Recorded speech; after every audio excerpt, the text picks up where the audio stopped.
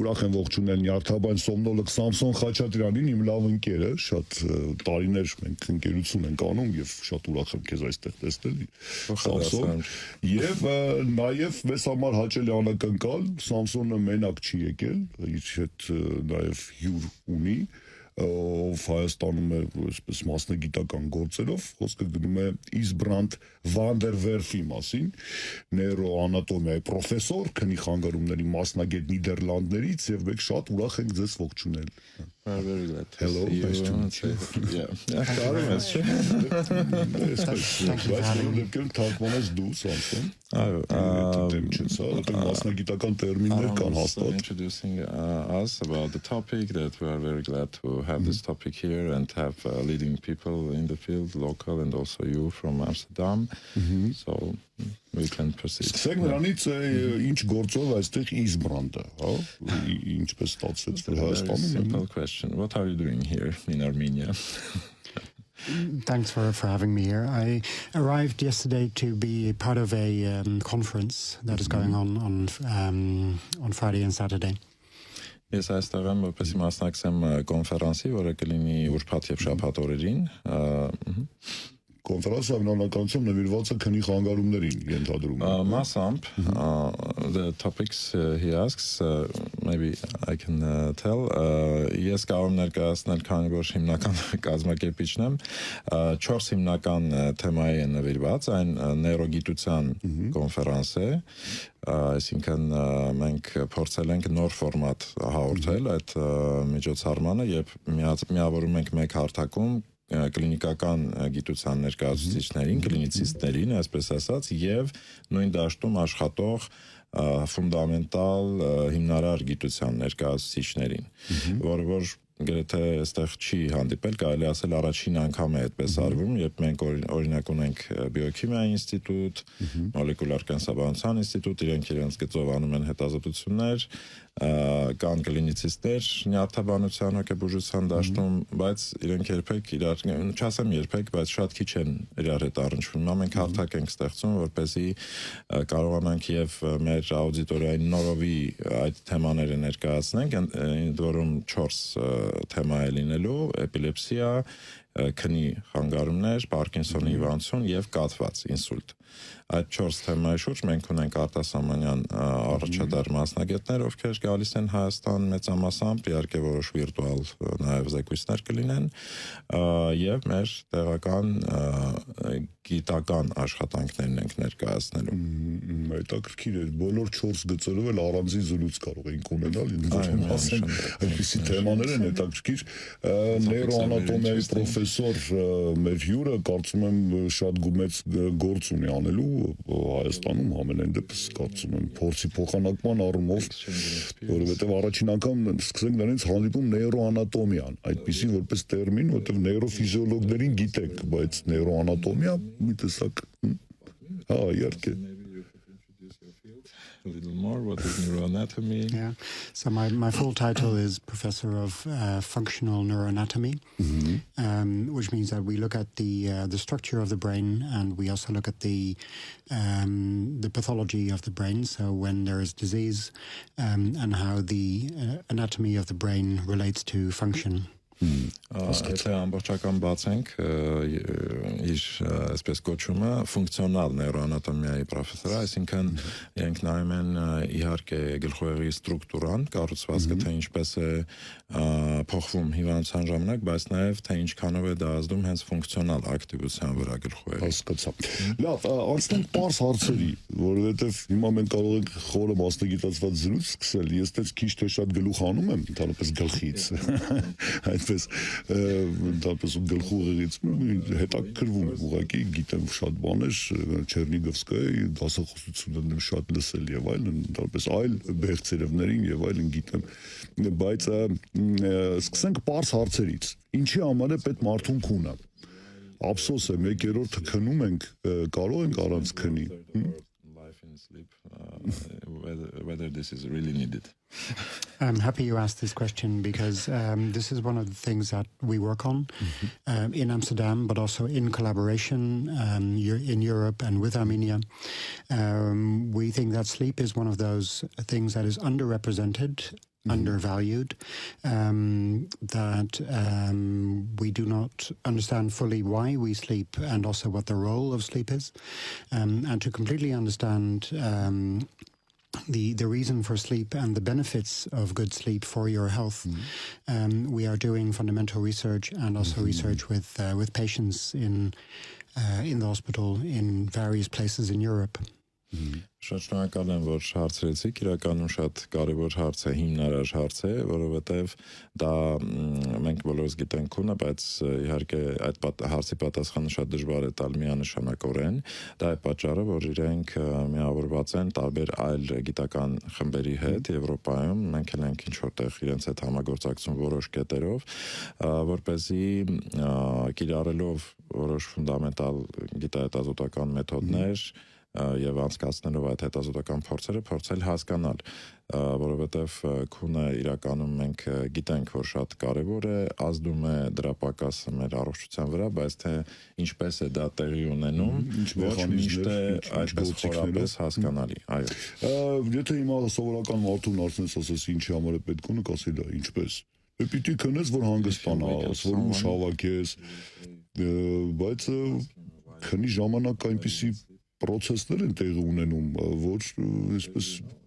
շատերս նույնիսկ տեղեկել չենք, իմունային համակարգի համար է շատ կարևոր բան, օրգանիզմը ստուգում է բոլոր փչացած հանգույցները, կոպիտ ասած վերանորոգում է եւ այլն, եւ հետաքրքիր այն է, որ մարդը միակ կատնասունն է, որը կարողանում է հետաձգել քնի պահը։ Այսինքն մենք կարող ենք դիմանալ, զսպել մեզ, ինչ որ մի ժամանակ կենթանական աշխարհում նման բան չկա։ Քունը եկավ քնում է կենթանին, կատնասունները։ No other examples of that any animal can postpone their sleep or something. Ուզենանք խոսենք նաև միֆերի մասին կապված քնի հետ, յուրաքանչյուրը մեզանից իհարկե մասնագետ չէ, բայց շատ երկար կարող է օրինակներ բերել, գիտելիքով կիսվել քնի վերաբերյալ։ Օրինակ մեծահասակներին պարտադիր է քնել 8 ժամ եւ ոչ պակաս, կամ քնի ընթացքում ուղեղը ամբողջությամբ անջատվում է, կամ անքնությունը պարզապես ստրեսի արդյունք է։ Քնի պակասը կարելի է լրացնել օրինակ հանգստյան օրերին եւ եւս ամենակարևորը թերևս որքան շատ քնում ես, այնքան խնայում ես օրգանիզմը եւ դա երկարակյացության գրավականն է։ Արդյոք այս միֆերը միֆ է, պլյուս ցերեկային քունը վտանգավոր է երկար, որ չի կարելի ցերեկը երկար քնել, ասում են դա վատ է։ Եվ եւս մի կարևոր հարց, գիտեք, քունը ընդհանրապես ունիվերսալ բան է ամբողջ կենթանական աշխարհում, նույնիսկ բակտերիաների տեսակներ կան, օրվա ընթացքում դադար են անում, այսինքն չեն քնում են, այսպես ասած։ Բայց մի տեսակ ֆունկցիոնալ տեսակետից այդքան էլ հարմար բան չէ, հասկանում ես, այն առումով, որ մարդը քնի ժամանակ անպաշտպան է։ Նրա հետ կարող են տարբեր տեսակի վնասակար բաներ անել։ Քնի ժամանակ նա ակտիվ չէ, այսինքն չի կարող փող աշխատել։ Քնի ժամանակ նա չի սնվում։ Մի խոսքով քնի ժամանակ մարդը փաստորեն չի հարաբերվում արտաքին աշխարհի հետ եւ մաքսիմալ անպաշտպան էակ է դառնում եւ ընդհանրապես ցանկացած կենթանի։ Ես կուզենայի ասել միֆերից ամենատարածվածը, որ իբր Հնդկաստանում կամ ինչ որ միտեղ կան մարդիկ, որոնք երբեք չեն քնում։ Արդյոք դա հնարավոր է, թե դա այնօր միֆ է։ Այս բոլոր ցանկով խնդրում եմ մեր հյուրը թող իր կարծիքները ասի։ Խնդրեմ։ Մենք համախմբում ենք հարցերը, որպեսզի բարձրի թարգմանել, խնդրեմ։ The question, so it's easy to translate, so you can start with the myths. Okay. Sleep is one of those things that everybody has a particular idea about, and there's many different conceptions and myths about why we sleep, how long we need to sleep. So generally, people say you need 8 hours of sleep. Already, this is different for people. Some people need 6 hours, some people need 9 hours, and everything is normal. And so you really need to listen to your own body to see if you are a long sleeper or a short sleeper. Many people ask, why do you sleep? Why do we need to sleep? And you already mentioned there's many reasons why we need to sleep, right? So we need to sleep to rest. We need to sleep in order to recover the body. We need to sleep in order to give our mind some rest, so that our cognitive functions can recover. We sleep also for hormonal secretion. We sleep for immune system. So there's many different reasons to sleep, not just one. Do you want to translate? Շատ կարևոր է իրականում, որ մենք լավ հասկանանք այդ միֆերի եւ իրականության տարբերությունը, որովհետեւ իրականում ճիշտ է, որ մարդ ունի որոշակի քանակ քնելու պահանջ եւ դրանից պակասը համարվում է խնդրային, օրինակ կա մինիմալ պահանջ 7 ժամ չափածների համար, բայց մյուս կողմից մարդիկ կարող են տարբեր պահանջներ ունենալ ինդիվիդուալ մակարդակում, մեկին կբավարարի 6 ժամը, մյուսին 9 ժամը, այսինքն նաեւ պետք է լսել սեփական մարմնի կոչը։ Հասկանալի։ Լավ, միֆը որ մարդ կա, որ երբեք չի քնում, այսինքն կարողանում են քնից կա այդպիսին Հնդկաստանում ինչ-որ կերպարներ կան, այդպես զարմանալի չէ, որ Հնդկաստանում այդտեղ շատ են մարդիկ եւ համապատասխան շեղումներն են այսպես ավելի ազատ։ You have an opinion on that? Մյուսը մենք կամած եկանք քնի որակի թեմային, որովհետեւ կարևոր չէ այդքան կարևոր չէ տևողությունը, որքան որակը քնի։ Եկեք խոսենք քնի որակից, ինչ է նշանակում։ Not only the quantity but also the quality of sleep. What is the quality of sleep in simple terms? Yeah. So thank you for this question, because it is, I think this is the most important question. It's not about the duration of sleep, but it's about the quality of sleep. So if you have a short sleep that is compact and high quality, then that is superior. It's better than having a long sleep but poor sleep. And so the best sleep is a regular sleep. So as a sleep professional, I advise people to sleep regular, same day to bed and same time to bed and same time for waking up every day, also the weekend. And the claims from people who say that they never sleep or that they can skip sleep without consequence, I think is a myth. I have never seen anybody in my career who did not sleep for longer periods without having consequences. Իրականում շատ կարևոր է քնի որակի վերաբերյալ ձեր հարցը, որովհետև իրականում մարդ կարող է կարճ քնել, կոմպակտ քնել, բայց որակյալ քնել, այսինքն այդ բոլոր փուլերով անցնել եւ դա լինի շատ լավ իրեն համար, փոխարենը կարող է երկար քնել եւ չանցնել այդ բոլոր փուլերով եւ որակը չապահովել եւ դա կորցնում է իր առողջարար ուժը եւ շատ կարեւոր է այդ տևողությունը պաշտպանելը եւ չկրճատելը քունը, քանի որ դա քնի առողջության գլխավոր գրավականներից մեկն է եւ պրոֆեսորը ասում է, որ ինքը երբեք իր կյանքում չի տեսել որևէ մարդ, ով կրճատելով իր քունը չի ունեցել հետևանքներ, խնդիրներ իր առողջության վրա։ Դա կարող է ազդել քնի որակի վրա։ Is it possible to influence the quality of sleep? You asked me if you can change the quality of your sleep. Yeah. It is very easy to decrease the quality of your sleep, right? With coffee, with staying out late, drugs, poor food, and but what about improving? It is more important to improve your quality of sleep, and this you do with a healthy life, lots of exercise during the day. Regular times, so strict times for going to bed, but certainly also strict times for waking up in the morning. And we always say that the best sleep is a regular sleep. Life becomes a little bit more boring if you listen to me, but if you want good sleep, then you have to lead a regular life. Իրականում շատ այնքան հեշտ է բացասաբար ազդել այդ քնի որակի վրա, որ մարդիկ պետք է բավականին մտածեն դրա վրա, թե ինչպես անեն, որ իրենց քնի որակը չվատանա, իսկ դրա համար պետք է ռեգուլար ժամերի քնել եւ շատ կարեւոր է պրոֆեսորը որ նաեւ արտանալու ժամերը պետք է լինեն ռեգուլյար, ընդ որում շատ կարեւոր է դա անել նաեւ վիկենդներին, այսինքն դա չպետք է տարբերվի վիկենդի գրաֆիկ, այո։ Այսինքն կիրակի օրը դա գործի չեն կամ շաբաթ կարելի է մի 3-4 ժամ ավել քնել։ Չէ, իմ կողմից այլացնում որ վատ է։ Հետևաբար դա ամենագլխավորն է, որ մենք կարողանանք պահպանել եւ լավացնել։ Պրոֆեսորը ասաց, որ կարող է շատերին դա թվալ շատ անհետաքրքիր մի գործնեություն այդ պահպանումը ռեգուլարության, բայց մյուս կողմից եթե ուզում եք բարձր որակ, պետք է դա անեք։ Եթե օրգանիզմը պահանջում է այդ նույն վիկենդի երկար քնել, միևնույն է արտանալ։ The body needs or demands longer sleep on weekends? If you listen to me, if you want my advice, then you should have enough sleep during the week and not have extra sleep in the weekend, because the best is to get your full sleep every day. Of course, I understand if you are working, if you are busy during the week, that maybe you lose a little bit of sleep, and then if you can, for me, it's okay to have maybe 1 or 2 hours extra in the weekend, but try to stick to the same rhythm. Բարով Անդերվերֆ, մենք խոսում ենք միայն քնից, բայց ելնելով ձեր մասնագիտացումից նեյրոանատոմիա, ենթադրում եմ ընդհանուր նյարդային բոլոր խանգարումները ձեր հետաքրության շրջանակներում են եւ մի քիչ խոսեք նեյրոդեգեներատիվ հիվանդություններից, գլխուղի հետ կապված, օրինակ նույն Պարկինսոնի հիվանդությունը նշեցիք, տկարամտությունը, ծերունական դեմենցիան եւ էլի տարբեր զարգացումներ կան, որոնք համեմատած միջով վերջերս, չգիտես ինչու շատերս համոզված ենք, որ մեծ մասամբ տարեց մարդկանց մոտ է սկսում զարգանալ, այսինքն որոշակի տարիքից հետո, բայց հիմա շատ դեպքեր ենք լսում, որ երիտասարդներն են այդպիսի խնդիրների հետ բախվում եւ տարեց տարի ավելի երիտասարդանում է այս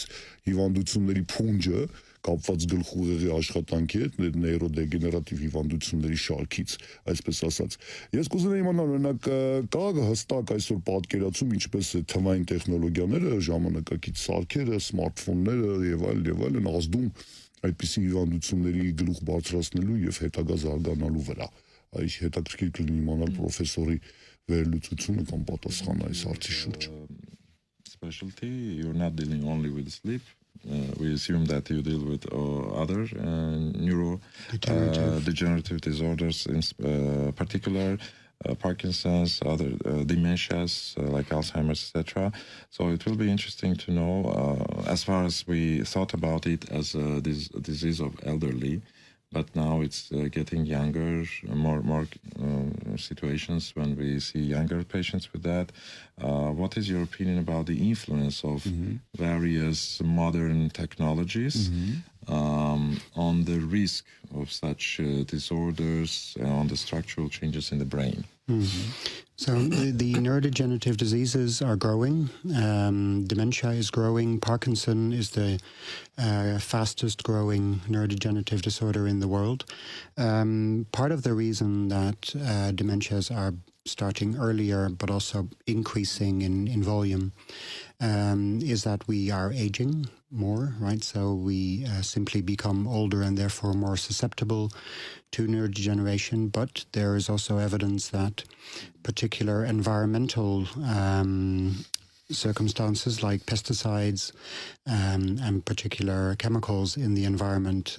bring the neurodegeneration to occur earlier. Հակար թարգման եմ, շատ իրականում կարևոր հարց եք բարձրացնում, քանի որ դրանք իրոք շատանում են քանակապես եւ հետեւաբար նաեւ երիտասարդանում են, որովհետեւ մեծանում է դաշտը եւ քանի որ դրանց վրա շատ ռիսկի վրա ազդող գործոններ կան, դրանք իհարկե ժառանգականներ են, օրինակ Պարկինսոնի հիվանդությունը ինքը ամենաարագ կուտակվող նեյրոդեգեներատիվներից է համարվում եւ ցավոք սրտի բացի այդ գուցե մի փոքր ներքին ռիսկի գործոններից կան նաև արտաքին ռիսկի գործոններ, որոնցից են օրինակ միջավայրից եկող գործոններ, օրինակ պեստիցիդների տարածումը եւ այլն, այսինքն որոնք կարող են ունենալ որոշակի տոքսիկ ազդեցություն եւ փոխել այդ հիմունքները, որոնք բերում են հիվանդության։ Այսինքն դրանք խանգարում են նյարդի առողջ աշխատանքին, այսինքն նեյրոնաքսոնային կապը եւ այլն խանգարվում է նիտրատներից եւ այլն, այս ճիշտ եմ հասկանում։ Pesticides, pesticides, etc. Is it acting directly on the neurons, on the axonal health? Or? So we don't know at the moment how this affects the brain. We see there is an association between the exposure to these chemicals and the future development of Parkinson. So at the moment, this is a correlational relationship. We don't know whether there is the cause, and we don't know how the chemicals impact on the brain. This is part of research, and this is why we need to do research in connection with the doctors, because we need each other to understand these mechanisms. Շատ լավ։ Ստացվում է, որ մենք շատ հստակ ուղղակիորեն չգիտենք, թե ինչ մեխանիզմով օրինակ նույն այդ նյութերը փոխում են նյարդային հյուսվածքի կառուցվածքը, բայց մյուս կողմից գիտական շատ աշխատանքներ կան, որոնք ցույց են տալիս, որ այն մարդիկ, ովքեր շատ են ենթարկվել դրանց ազդեցությանը, իրենց գործնեայության մեջ ավելի շատ են առնչվում այնպիսի հողերի հետ, որոնք օրինակ ֆերմերները հատկապես, որ այդ շատ հստակ է այդ կապը։ Հետևաբար մենք կարիք ունենք ֆունդամենտալ գիտնականները եւ կլինիցիստները միասին աշխատելու, որպեսզի գտնենք, փորձենք ավելի լավ հասկանալ այդ կապը։ Այսինքն զմերուկը մայիսին չենք ուտում։ So we don't eat watermelon in May. Դեմ նիտրատներով մեծացնում են շատ մի խոսքով հասկանալ։ Որպես հարցի շարունակություն, որքանով ժամանակակից տեխնոլոգիաները նպաստում են նշված խնդիրների լուծմանը։ Our modern technologies somehow facilitating this processes of disease development, or there is no any connection? It depends on the disease we are talking about. So when we talk about sleep, then yes, modern technology absolutely has a role. When it comes to neurodegeneration, it is not clear whether modern technology is bad for the brain. In some ways, I think modern technology is good for the brain because it allows people to stay active. And even when people are older or maybe starting to develop dementia, they can still be active and receive input. Of course, there is the issue of radiation from the equipment. Again, there we need to understand better what the role is of that radiation. So far, we don't know. Եթե կարճ ամփոփենք, ստացվում է, որ կախված թե ինչ խնդրի մասին ենք խոսում, կապը այդ տեխնոլոգիաների հետ, եթե քնից ենք խոսում, միանշանակ դա կարող է բավականին ազդել, եթե սխալ ժամերի է օգտագործվում եւ այլն, մենք խոսել ենք դրա մասին։ Բայց եթե նեյրոդեգեներատիվ հիվանդությունների մասին ենք խոսում, այստեղ մի փոքր այլ է իրավիճակը, կարող է նաեւ նույնիսկ դրական լինեն, օրինակ կոգնիտիվ ֆունկցիան լավացնելու առումով, հատկապես մեծերի մոտով ում մոտ սկսվում է այդ process-ը, նման տեխնոլոգիաներից օգտվելը կարող է դրական էֆեկտ ունենալ, դանդաղեցնել եւ այլն։ Ինչ վերաբերում է այդ ենթադրյալ ճառագայթների հարցին, որ շատ է խոսվում, դրա վերաբերյալ ստույգ գիտական, հենց գիտահեն տվյալներ չկան։ Եվ պետք է գուցե ավելի շատ ուսումնասիրենք։ Այո, պետք չէ մտածել, օրինակ լավ ուժեղ Wi-Fi-ը կարող է մարդուն լուրջ վնաս հասցնել կամ չգիտեմ, բերել ինչ-որ վտանգավոր զարգացումների չկա դրա որևիցե ապացույց, որովհետև այդ նույն մարդիկ նույն շատ հարուստները այդ Wi-Fi-ից օգտվում են։ Լավ, ինչ է ուզում ասել, կա հիմա մենք հիմա նման ենք երեխայի, որը խաղալիքի խանութ է ընկել, այսպես ուզում ենք ամեն ինչից փորձենք հարցնենք, ժամանակ չունենք ափսոս, բայց հիմա շատ են օրինակ կապված այդ հիվանդությունների նշված հիվանդությունների զարգացման հետ նոր բուժական մեխանիզմներ կան կամ ծրագրեր, օրինակ պսիլոբիցին են օգտագործում օգտագործում են կանաբիոիդներ, օրինակ Պարկինսոնի հիվանդության դեպքում, ինչպես է որպես պրոֆեսոր նմանատիպ պրակտիկաներին վերաբերվում ընդհանրապես։ About these newer developments in the field. So the use of these new drugs, so the hallucinogens or the psychoactive medication, is something that is really developing strongly. There are many trials these days where they use a low dose of hallucinogens to treat neurodegenerative but also mental disorders. So far, the results are interesting and promising. There is also always the risk of abuse, of course, but if we can control the the use of these drugs, I think there is a place for a new category of drugs. Իրականում իրոք աճում է դաշտը եւ փսիխոակտիվ եւ հալյուցինոգեն ազդեցություններով դեղերը, որոնք իհարկե միշտ եղել են այսպես ասած ճանաչից այն կողմ, հիմա օրենքից դուրս հիմա սկսվել են շատ կլինիկական փորձարկումներ այդ տիպի դեղերի, այդ նյութերը պարունակող դեղերի, բայց իհարկե շատ ավելի փոքր դոզաներով։ Իհարկե միշտ կարելի է մտածել նրա մասին, որ մի փոքր այդ չարաշահման ռիսկը այստեղ միևնույնն է կա, բայց մյուս կողմից եթե դրա օգուտը շատ ավելի լուրջ եւ լավն է լինելու, ինչու չօգտվել դրանից եւ հիմա բավականին իրոք մեծ դաշտ է բացվում եւ մեծ խոստումնալից այսպես տվյալներ են ստացվում։ Ուղղակի հիշեցնել, որ նույն Ամերիկայի Միացյալ Նահանգների Կալիֆոռնիայում, այլ նահանգներում, Կանադայում եւ այլն տարբեր տեղերում, երբ որ այսպես օրինականացրեցին, հա, մարիխուանայի վաճառքը, մեծ մասամբ դա պայմանավորված էր ռեկրեացիոն նպատակներով օգտագործելու համար, այսինքն բուժական։ Մարդիկ, որոնք քիմիոթերապիա են անցել, ախորժակի խնդիր ունեին, նրանց համար է հարմար ծխել կանաբիոիդներ, մարդիկ օրինակ Պարկինսոնի հիմնադրության ժամանակ ակնհայտ ծխելու ժամանակ այդ տրեմորը ներողություն է, դողը թուլանում է, դա մենք տեսել ենք տեսագրություններում եւ այլն, այսինքն ուզում ասել էֆեկտիվ են դրանք։ What is your general opinion on that? It's an interesting question for somebody coming from Amsterdam. Շատ է դեպի Ամստերդամից եկող մարդու համար։ So I will be careful with my answers. But the use of medicinal marijuana, I think, has great effects. We know this. We know there's many different disorders where it plays a role in sickness, right? So in particular kinds of cancer, marijuana is used to treat the sickness, and there is evidence also that it may be helpful for particular psychiatric disorders. It is very striking that people with tendency for psychosis seem to have a high degree of use of marijuana. They may be treating themselves, and we need to understand if perhaps we can use this, we can regulate this. I think there are benefits to marijuana as long as we can control the use of these drugs. I'm all for it. Նույն պատմությունն է, այսինքն այստեղ չափի մեջ է ամեն ինչ դիտվում լավ, որովհետև բժշկական նպատակով օգտագործումը իհարկե շատ կիրառումներ հիմա ունի մարիխուանայի համար եւ իրենից ստացվող նյութերի, նայած թե ինչ նպատակով դա կարող է լինել ռուսկաբանության մեջ, այլ իրավիճակում, այսինքն ցավի հսկողություն, հոգնածության բուժում, նաեւ նախորժակի որոշ հոգեբուժական խնդիրներ, ինչպես ասաց պրոֆեսորը, նաեւ իհարկե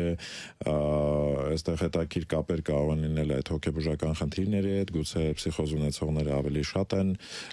հակված օգտագործել մարիխուանան, գուցե եթե մենք լավ հասկանանք թե ինչու է այդպես, մենք կարողանանք նրանց ավելի լավ հասկել, այսինքն այստեղ գիտակները չեմ ասում, որ բան այսպես կարող է խոճապային գրողներ լինել։ Այո։ Ես Սուսաննա ջան, խնդրեմ, ժամանակը քիչ է, ես երկու հարց ունեմ, կզիջեմ քեզ, եթե ուզում ես։ Շնորհակալություն։ Որպես մասնագետների ուզում եմ դիմել երկուսիդ եւ ակնկալում եմ երկուսի պատասխանը, կյանքի ընթացքում կյանքի մեծ մասը նվիրել եք այդ գիտության քնի ուսումնասիրմանը եւ որն է ամենաանսպասելի եւ ամենակարևոր բացահայտումը, որ յուրաքանչյուրը որպես մարդ, ոչ թե որպես մասնագետ արել եք ձեզ համար եւ կուզենայի կիսվել մեր ունկնդիրների հետ։ Այսինքն թիվ 1 խորհուրդը։ Thank you for this question. It's I've been working in sleep for 20 years now, and I hope to work in the sleep field for many more years. I think one of the things I am most proud of is the work that I did on sleep in relation to memory. So we know that sleep is important for your memory. You are thinking about things of the past day, and in order to use it for the next day. And we were able to show that during sleep in the brain, you are actually actively rehearsing the information in order to lay it down in your memory. and at the same time you are giving your brain rest so that the next day you will have more capacity for new memories. I think this was one of my most interesting findings. Իրականում ես շատ արդեն 20 տարի աշխատում եմ քնի ասպարեզում եւ հուսով եմ ավելի երկար կաշխատեմ դեռ ու հիմնականում այն ինչ հետաքրքիր տվյալներ է տվել ամենաառանձնացողներից իր պրակտիկայում գործնական մեջ դա եղել է քնի եւ հիշողության այդ ինտերակցիայի կամ այդ ասպարեզում աշխատանքները որտեղ իրենք հայտնաբերել են որ մենք իհարկե գիտենք որ քունը շատ կարևոր է հիշողության ձևավորելու համար բայց թե ինչպես է դա տեղի ունենում իրենք ավելի լավ են փորձել հասկանալ իրենց էքսպերիմենտներում եւ պարզվել է որ քնի ընթացքում հենց այդ կենտրոնները որոնք պատասխանատու են հիշողության ամրապնդման համար իրենք կրկնում են այդ հիշողությունները նոր ձեռք բերած հիշողությունները ֆիքսելու պահպանելու համար պետք է քնել ճիշտ եմ հասկանում sleep to better fix the memories. The simple conclusion. That is the perfect conclusion. Yes, Հիշեք Դեսանցին սոմնոլոգիս կարծում I'm եզակի մասնագետներից not doing a lot of basic research not serious discovery but ես կարող եմ ասել որ մեր ամենակարևոր երևի թե հայտնագործություններից մեկը այն է եղել գոնե մեր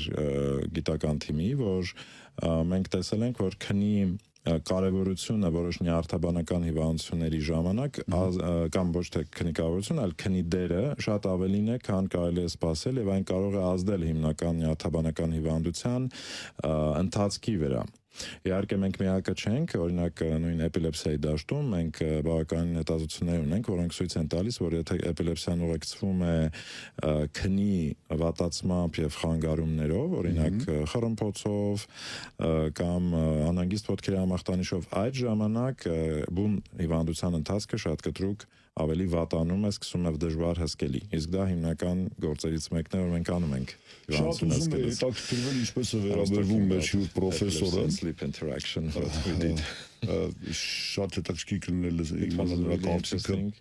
blind side եւ Neuralink այսպես պրոյեկտների Elon Musk-ի հայտնի նեյրոիմպլանտների տեղադրման առումով դա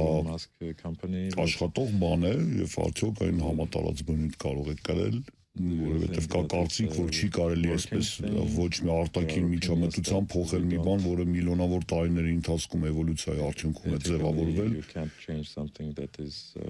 formed during millions of years and easily change it ունենք ժամանակ պատասխանի լավ կլինի ուղղակի կարճ պատասխան հա չէ short answer from you for that I think from a scientific point of view, this is fantastically interesting. I am really keen to see how we can improve the brain, and if we can do this with an implant, then I am curious to see it. Գիտական տեսանկյունից իհարկե դա շատ ֆանտաստիկ է, այսինքն մեզ համար գիտնականներից համար դա միշտ հետաքրքիր է տեսնել թե ինչպես մենք կարող ենք լավացնել վիճակը, այսինքն դա կարող է ունենալ իր կիրառումը, նույնիսկ եթե միլիոնավոր տարիներ դա չի զարգացել։ Շնորհակալություն շատ, մենք ափսոս շատ քիչ ժամանակ ունեցանք այնքան հետաքրքիր։ Ես առաջարկում եմ Սամսոն եւս մոտ ժամանակներս հանդիպենք մի քանի հարց ունեի, օրինակ կապված գլխուղեղի պահպանման հետ, հիգիենայի ու ուղեղի գլխուղեղի հիգիենայի շուրջ կուզենայի ինչպես պահպանենք այս կարևոր օրգանը, բայց ժամանակ ուղղակի չունենք, մեր հյուրերն են նյարդաբան սոմնոլոգ Սամսոն Խաչատրյանը եւ նեյրոանատոմիայի պրոֆեսոր քնի խանգարումների մասնագետ Նիդերլանդներից Իսբրանդ Վանդերվերֆը, ափսոս մենք շատ քիչ ժամանակ ունեցանք, դες հաջողություն ենք ցանկանում ուսանք որ Հայաստանում կարևոր գործեր կանենք, ինչ ծրագրել եք եւ կստանաք այն անհրաժեշտ